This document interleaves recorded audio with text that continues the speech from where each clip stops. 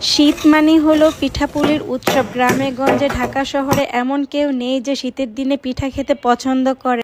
আমার তো শীতের দিনে পিঠা খেতে অনেক ভালো লাগে, তাই পরিবারের জন্য আজকে বানিয়ে ফেললাম মজার মজার দুধ চিতই এবং দুধ পুলি পিঠা। আর এরকমভাবে নিজ হাতে পিঠা বানাতে পরিবারের জন্য আমার অনেক ভালো লাগে। আমি প্রতি বছরই এরকমভাবে নিজের হাতে পিঠা বানাই পরিবারের সবার জন্য। আসলেই শীতের সকালে এরকম কুয়াশা ভরা সকালে যদি আমরা দুধ চিতই এবং দুধ পুলি পিঠা খাই, আসলেই অনেক মজা লাগে। আপনারাও সবাই খাবেন, বাসায় বানিয়ে নিজ হাতে, অনেক মজা লাগবে।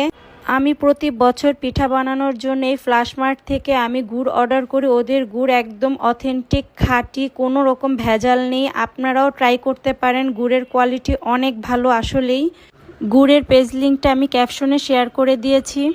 আসলেই পরিবারের জন্য নিজ হাতে কোনো কিছু রান্না করলে মনের ভিতর একটা অন্যরকম খুশি কাজ করে আমার। যদিও পিঠা বানানো অনেক কষ্টের কাজ, তবুও পরিবারের জন্য রান্না করতে আমার খুব ভালো লাগে। মন থেকে একটা অন্যরকম একটা খুশি কাজ করে। সেই খুব ছোট থাকতে আমি আমার নানুর কাছে সব পিঠা বানানো শিখেছি। সে আমাকে হাতে ধরে অনেক পিঠা বানানো শিখিয়েছে। আসলে ছোটবেলার কথা মনে পড়লে মনটা কেমন জানি হয়ে যায়। নানু তো এই দুনিয়াতে বেঁচে নেই, তারপরও তার কথা মনে পড়েছিল আজকে পিঠা বানানোর সময়, কারণ তার কাছ থেকে আমি অনেক পিঠা বানানো শিখেছি।